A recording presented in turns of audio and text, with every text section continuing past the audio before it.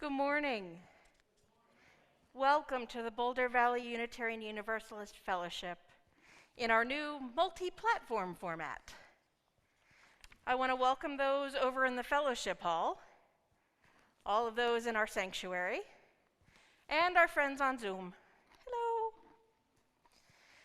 We hope you all will be patient with us as we attempt to balance meaningful worship with the technological needs to help our services be as accessible as possible to the most people that we can, considering where we are. I'm going to ask you to do me a favor, and please do not connect to Zoom on your devices if you are in this building, unless you are helping with AV. This is to avoid causing very interesting feedback and other technical issues.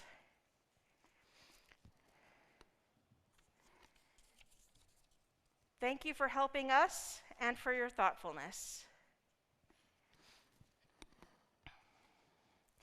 I'm Karen Griglak, your service leader for today, and I'm joined today by Service Associate Eric Williams, Julie Morris on piano, and with our singers Amy Austin, Mary Stackpole, and lastly our tech team, Don Price, Larry Sherwood, and Deborah Mensch.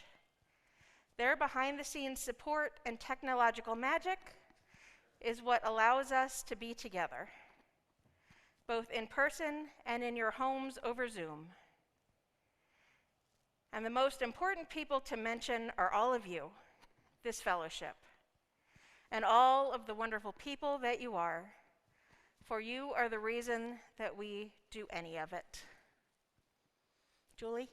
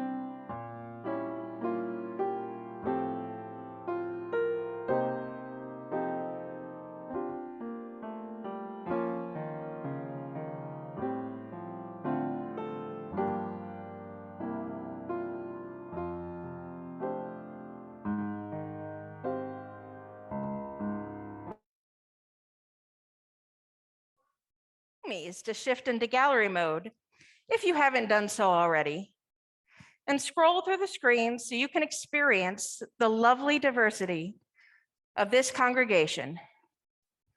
Because without it, and without you, there would be no us. You are all welcome here today, in all of the beauty of languages, cultures, skin tones, shapes, and sizes that come together in your uniqueness. You are welcome here. In all of the ways you experience and express gender, you are welcome here. In the beauty that is who you love and how you love, you are welcome here. In all of the ways that you make your living and the places you are from, you are welcome here. Christian, pagan, humanist, Jew, Buddhist, mystic, Muslim, Unitarian Universalist, with all of the traditions that inform your spiritual life, you are welcome here today. No matter how long you are away, nor how soon you will return.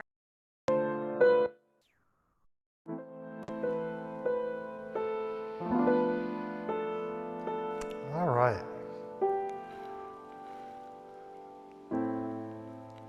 Maybe we should just listen to Julie play. It's so great.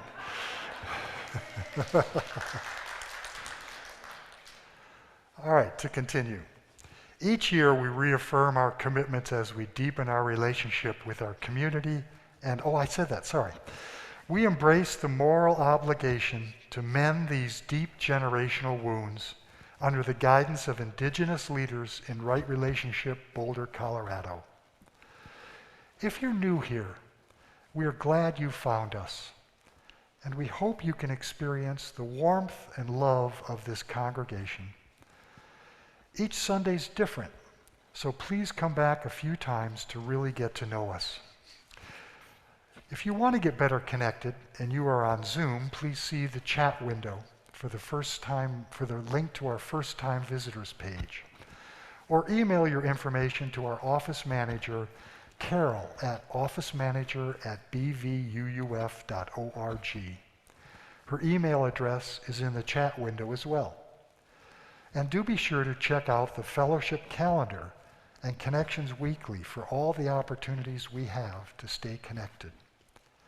If you're not receiving Connections Weekly already, please sign up at the last link in the chat.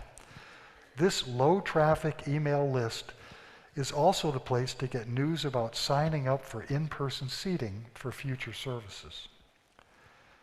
If any new visitors would like to introduce themselves in the chat, please do. We'd love to know who is among us. And if you're here with us in person and would like information, please see the helpful folks at the welcome desk in the foyer after the service. And if you'd like to introduce yourself here and now, feel free to raise your hand and let us know who you are.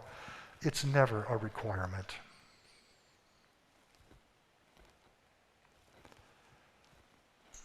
Okay. We're all invited to stay after the service. Zoomies can attend a virtual coffee hour, and if you're here in person, well, we can't have coffee right now, you're welcome to stay and chat with one another and fill up your cup again with our community. We've been so separated. Now, Karen.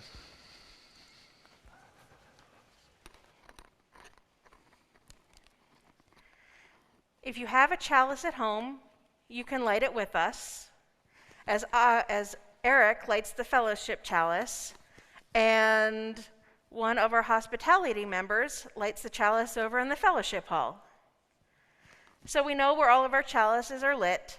Please write in the chat, chalice lit in name of your town. I want to invite all of you in person to say these words along with me as Eric lights the chalice.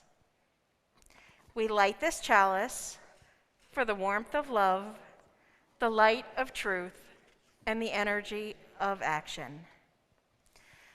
I'm going to sing our bowl one more time.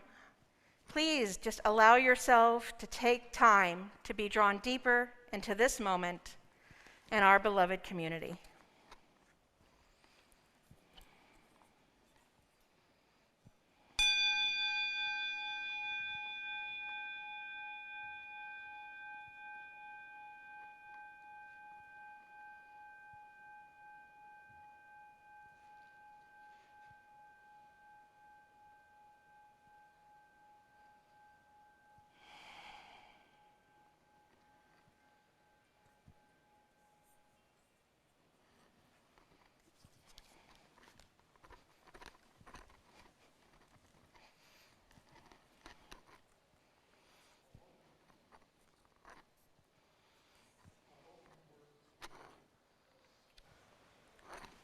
Our opening words today are a rephrasing of a passage from Brené Brown's The Gift of Imperfection.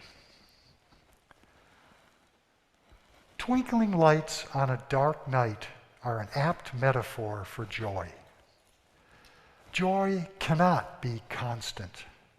It comes to us at moments, often ordinary, even random moments. Sometimes we miss out on the bursts of joy because we're busy seeking out the extraordinary, the peak experience. Other times, we may be too afraid of the darkness to even see the joy softly twinkling. But without the dark, A twinkling light has no meaning. A joyful life is not a floodlight of joy. That would eventually become unbearable. Rather, a joyful life is made up of joyful moments between the darkness, gracefully strung together by trust, gratitude, inspiration, and hope, and faith.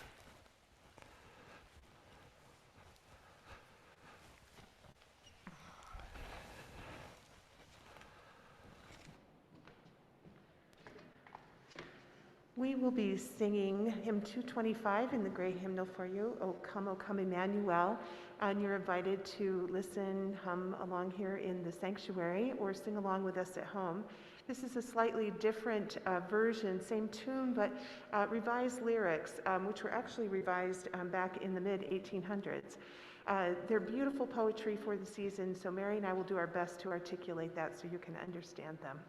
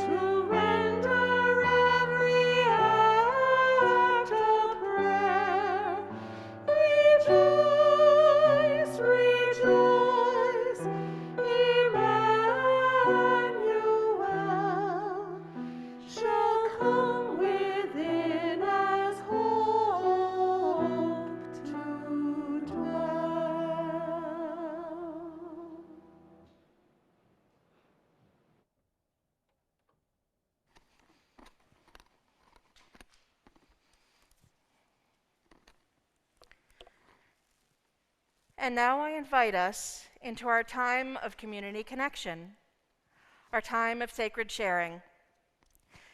If you're on Zoom and you'd like to share a joy or a concern, please type it into the chat window, sending it to everyone, and let us know briefly what is in your heart today. I will read it aloud, what you share, and Eric Williams will add a stone to our sacred waters on your behalf. If you're in the sanctuary today, you can come up front and share your joy or your concern using the microphone and add a stone to the waters, or you can add one in silence. And if you're in the fellowship hall today and you have something that you'd like to share, you may come into the sanctuary and share with us using the microphone. You're also welcome to come and add a stone in silence. Wherever you are, please tell us your full name and where you live so that we may follow up with you.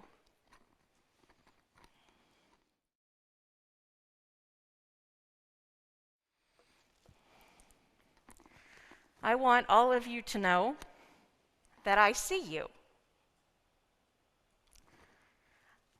I want all of you to know I hear you. And I want all of you to know that I love you. Well, I'm not one who typically prays per se. I do meditate and send out goodwill and blessings in the hope that they reach you. So today I have a blessing for all of you. I want you to close your eyes if you're comfortable doing so, and say these words to yourself as I say them to you. Deep within the still center of my being, may I find peace. Silently within the quiet of the grove, may I share peace. Gently or powerfully, within the greater circle of humankind, may I radiate peace. Blessed be. So today marks a day of beginnings. Today is the first day of Hanukkah, and it also marks the first Sunday of the season of Advent. For some in this congregation, you still celebrate these history-rich traditions. Some of us in this fellowship have run away from these traditions as fast as our feet would carry us. And while I did not grow up with them, I did celebrate them with my friends and their families. And even after I began to follow a more earth-centered religious tradition, I still found beauty in the ritual and noticed what they have in common. These traditions not only center on bringing a twinkle of light into the dark of the year, they both center on miracles, of things that no one thought possible. I'm personally a big believer in approaching things that seem way too big for me. Gathering my friends and family up and get to it, whatever it might be. Frequently, it results in making a dent in the impossible and spreading light and joy, even if it's only a little spark. So let's start with a little bit of history while we look for that spark, that little twinkle of light. The meaning of Hanukkah roughly translates to dedication. But dedication of what? We're going to start with the sort of good guy. 168 BC, Antiochus III was a Syrian king and ruler of Judea, also known as the land of Israel. In an act of benevolence, he allowed Jews living under his rule to continue practicing their religion. And then it all goes downhill from there. 167 BC, after the death of his father, Antiochus IV became king. He was far less charitable than his father, and he outlawed the Jewish religion and ordered the Jews to worship the Greek gods.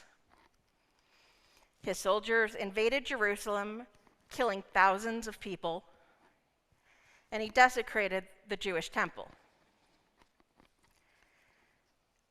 Over the next 3 years, refusing to worship Greek gods, An uprising began against Antiochus IV and his monarchy. A Jewish priest, Mattathias, and his 5 sons led this rebellion with his eldest son Judah in charge.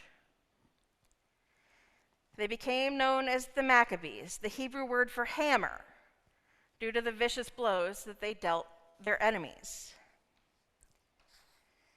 In 164 BC, after underestimating the strength of the Maccabees and their Jewish army, Antiochus IV was defeated in a series of battles, and Jerusalem and the temple were recaptured, and the temple dedicated and purified. Once the temple was repaired and cleansed, this rededication ceremony was ordered. Judah directed his followers to light the menorah for this ceremony, finding only enough oil to only keep the menorah lit for 1 night. They believe a miracle occurred when it stayed lit for 8 nights. And this is the birth of Hanukkah. Now, while this seems like a really big deal, the celebration of the reconsecration of the temple was considered a minor Jewish holiday in the calendar. But as time wore on, and we entered the 20th century, Jewish people who had settled in the United States began to incorporate new traditions into their celebrations in response to the bigness of the Christmas tradition that was so prevalent here. Through the 20th century, the menorah became a symbol of strength and defiance around the world. Before and during World War II, and all of the horrific things that happened, during McCarthyism, the civil rights movement, and even some parts of our country today. Out of respect for the fact that it's only 10-something in the morning, we are not going to light our menorah here, because as is tradition, at sundown, Jewish people all around the world will light their menorah to celebrate Hanukkah and their dedication and to shine their light in this dark time. Eric has a story as to how one of those menorah lights in the window of one little boy brought light to a town in the middle of its own darkness.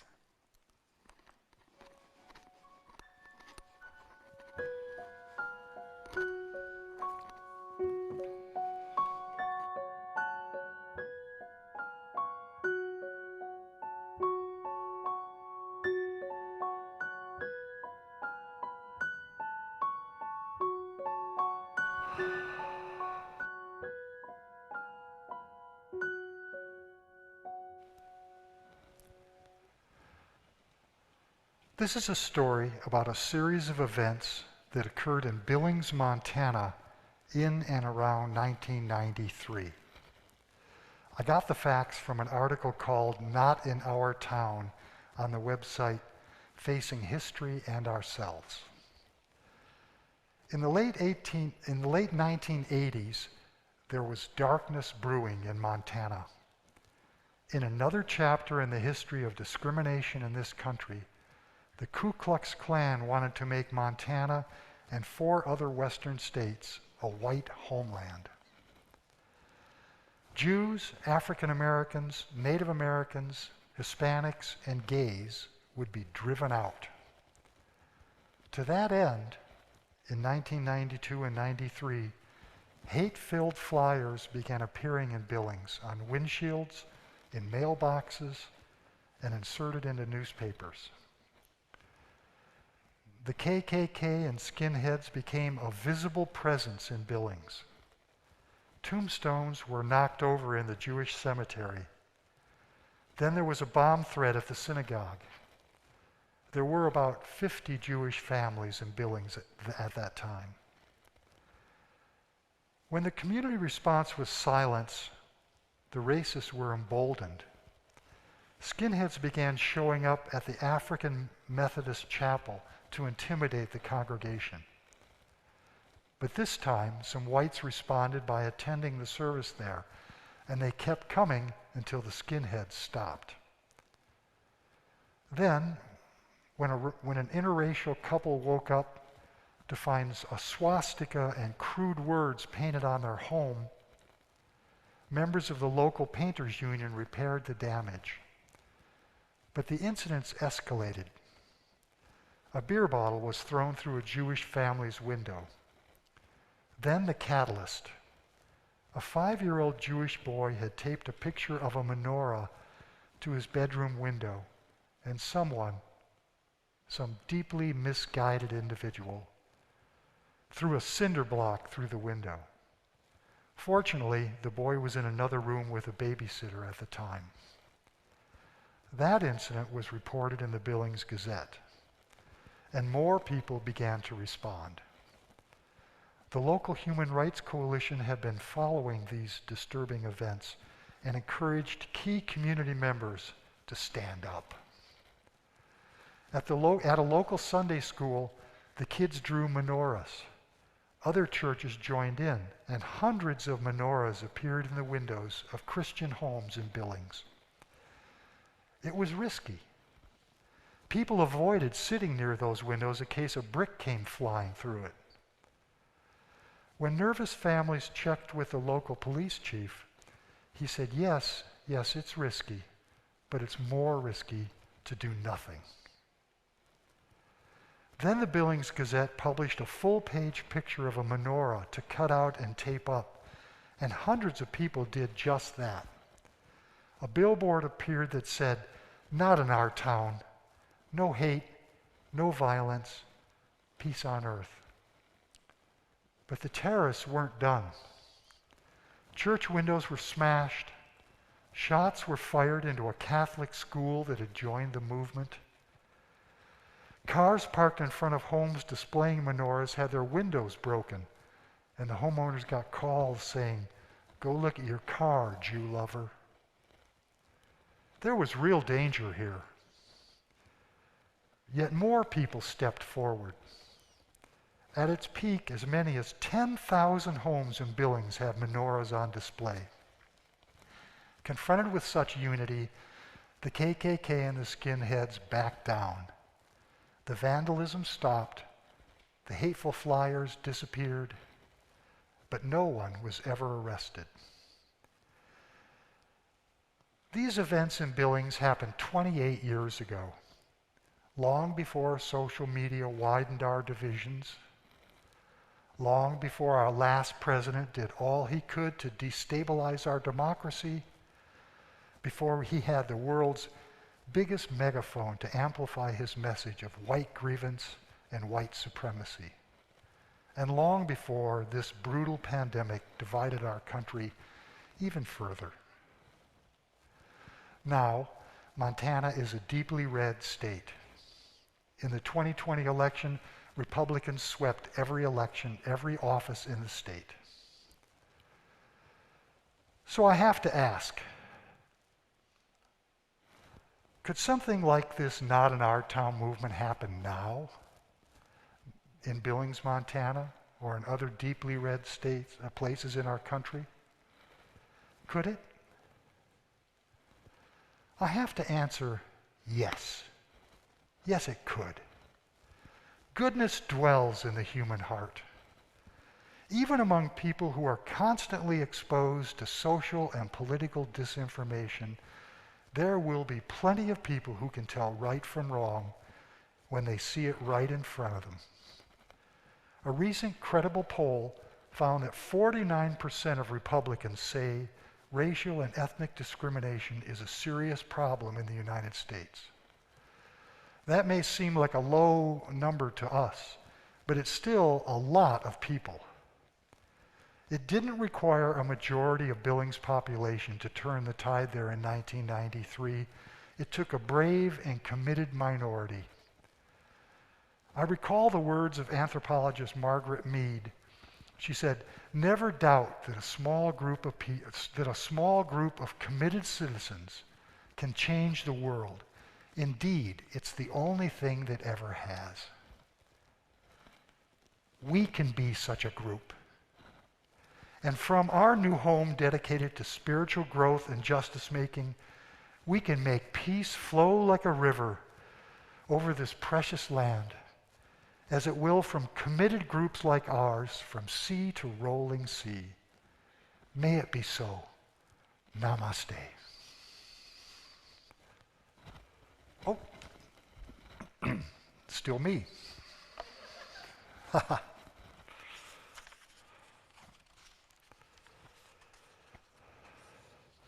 Each week we remind ourselves of the abundance of our lives and this community by giving half our plate away to organizations that share our values.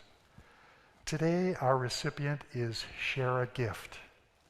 Share a Gift is an all-volunteer annual project, there it is, that provides toys, books, and bicycles for children of low-income families in the Boulder Valley School District. Gifts are free for parents or guardians of children 14 years old or younger who attend school or live in the Boulder Valley School District. The phone number to donate by text will be on this slide for those of you who wish to donate that way. For those of you in the building who wish to donate by cash or check, there will be offering plates and boxes where you can place your offering as you leave today. Please give as generously as you can.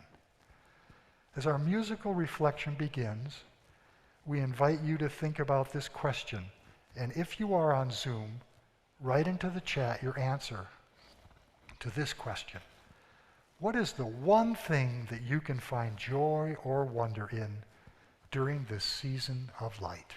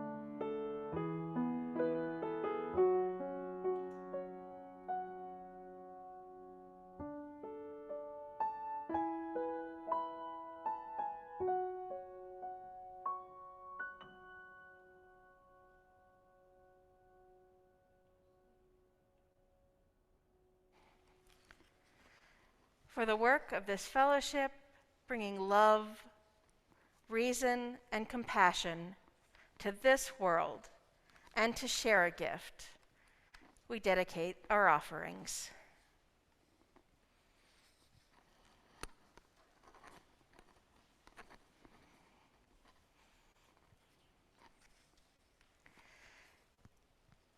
Like I mentioned earlier, not only is today the first Sunday of Hanukkah, it's also the first Sunday of Advent.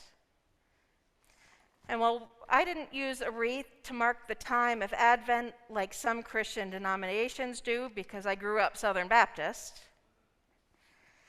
for those like me who didn't really know what Advent is, we're going to pull out a little history again. Don't worry, this one's shorter. Advent comes from the Latin adventus, which means coming. And the first mentions for Advent in the Catholic Church go back to the Council of Saragossa, roughly 380 best they can gather.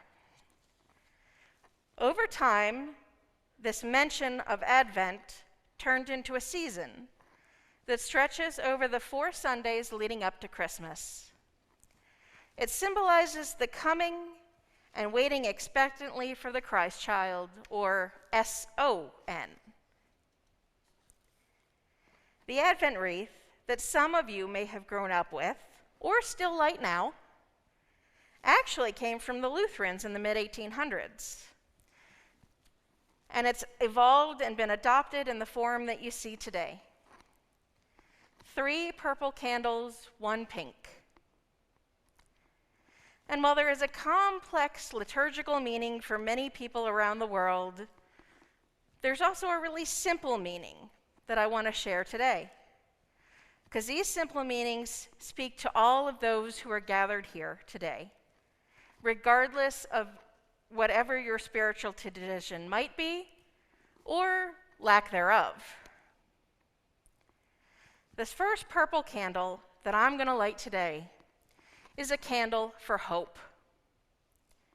A hope for what is up to each of us.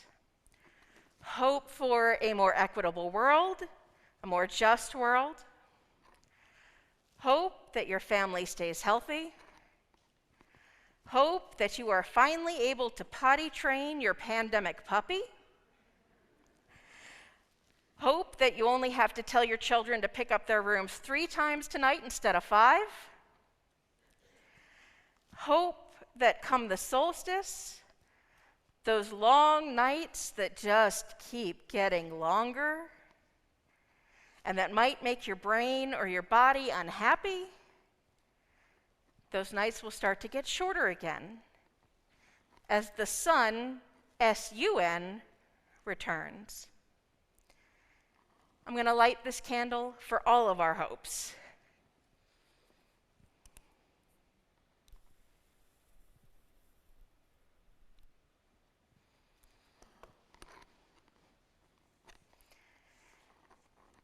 The candle for the second Sunday, also purple, represents faith. We all understand faith in the religious definition. But when I turned to the Merriam-Webster dictionary, I was given definitions that align with this congregation. The definitions are something that is believed, especially with strong conviction and sincerity of intentions. Each day, we strive to be the best version of ourselves that we are capable of that day. For each of us, that varies day to day.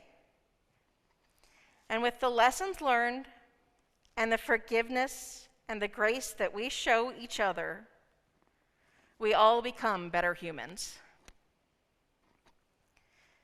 The third candle, a pink one, represents joy. As those who have attended for a while, you know that we follow themes each month that the UUA has set out for us. November has been holding history, which is why those of us who forgot what Hanukkah was about, I gave you the history because Ever since I learned in Girl Scouts when I was little, I forgot. Our theme for December is opening to joy. Each of us has something that brings us joy. Our family, our chosen family, or our friends. A hobby that makes you feel artistic or accomplished. A step forward instead of back, or a bill passed, or a house completed in the social justice work that you engage in. The pandemic puppy, letting you know they need to go outside before piddling on the floor this time. Celebrate the everyday and the not so everyday joys, no matter how small they might seem. The last candle in the Advent wreath is a purple one, representing peace. This could be peace of mind, peace of spirit, peace in the world, but something we all strive to bring about in our own way. I had a youth minister many, many moons ago who always wished us peace on earth and goodwill to all y'all. Most of you know that I left my Southern Baptist roots in the rearview mirror almost 30 years ago. And now I'm a pagan who happens to love Christmas. Shh. I love the old carols like In the Bleak Midwinter and The Holly and the Ivy. I like the shine of Christmas lights in the night, adding color to the world that is currently sleeping and lacking the vibrancy of the warmer months. But most of all, I like the simpler meaning that the Advent wreath holds: hope, faith, joy, and peace. I also like the ideals of dedication and the belief that the impossible is not always impossible. And while there is quiet and peace in the darkness, I like knowing that I can light a candle to bring light and meaning and joy and wonder to a dark night, today and every day.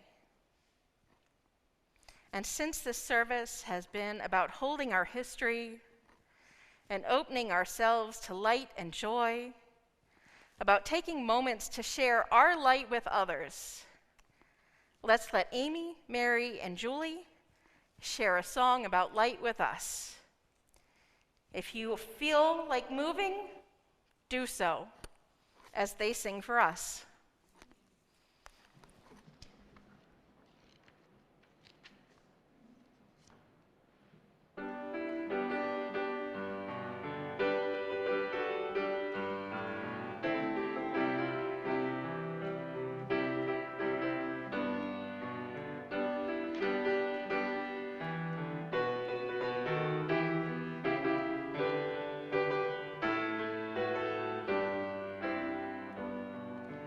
This little light of mine, I'm gonna let it shine.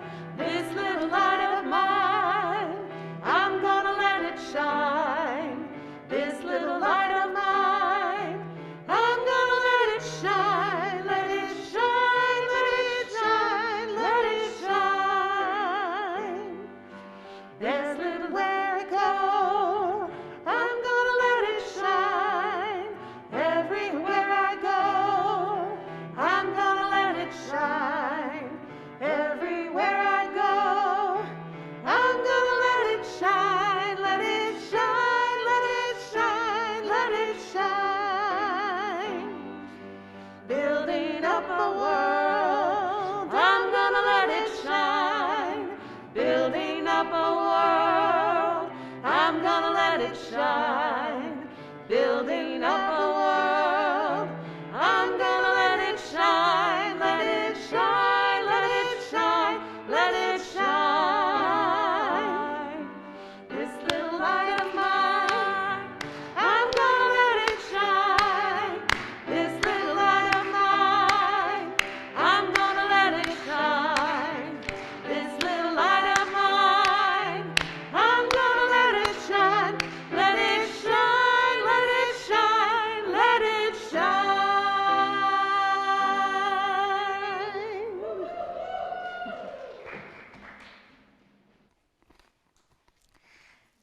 So part of how we bring our own light into this world and this congregation is through our activities. And so we have the announcements of some of those activities. From the reservations team, this past Monday, you should have received an email about how to request in-person seats for the services in December. Please send your response by tomorrow, Monday, November 29th. Invitations for in-person seating for each service should go out no later than the Wednesday prior to the services. If you or someone you know needs help with the form to request seats, please contact Ann Bridgens using the information in the chat, or check with Deborah Mensch in the back at the AV desk after the service. If you don't receive Connections Weekly, you will not have received this email, but the link for the seat request form is in the chat.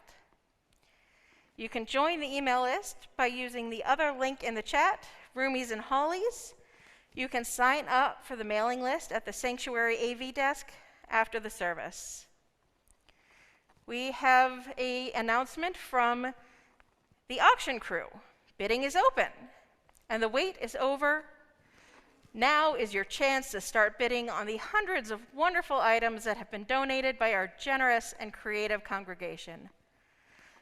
Remember, this fundraiser is an important part of our annual operating budget, so please be generous. Bid early, bid often, bid high. Check Connections Weekly for links, or go to the front page of our fellowship website to learn how to bid. Auction items will be on display in the fellowship hall at 2 times, December 4th from 4 to 7 p.m., with food and drink and a concert going on in the sanctuary, and December 5th after the service until 1 p.m. Bidding closes December 5th at 6 p.m. On Saturday, December 4th from 4 to 7, come to the sanctuary and listen to the Orchard Creek Bluegrass Band while perusing and bidding on the auction items in the fellowship hall.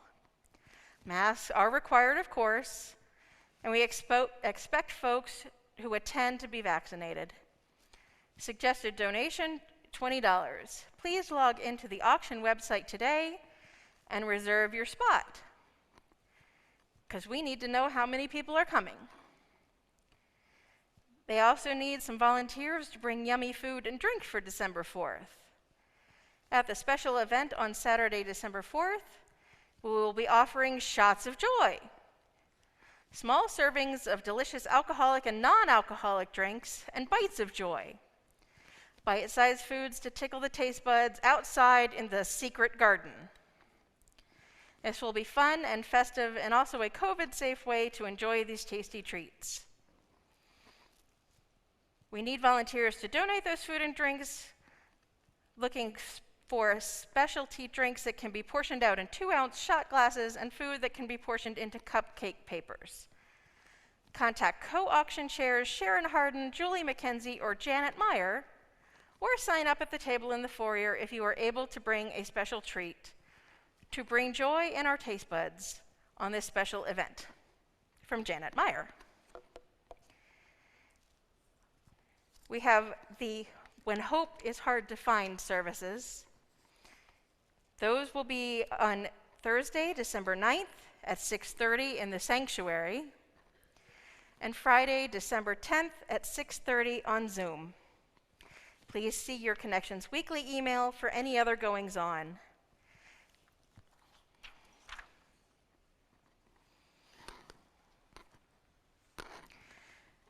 And now we are going to extinguish our chalice, now that the business portion of the morning is done.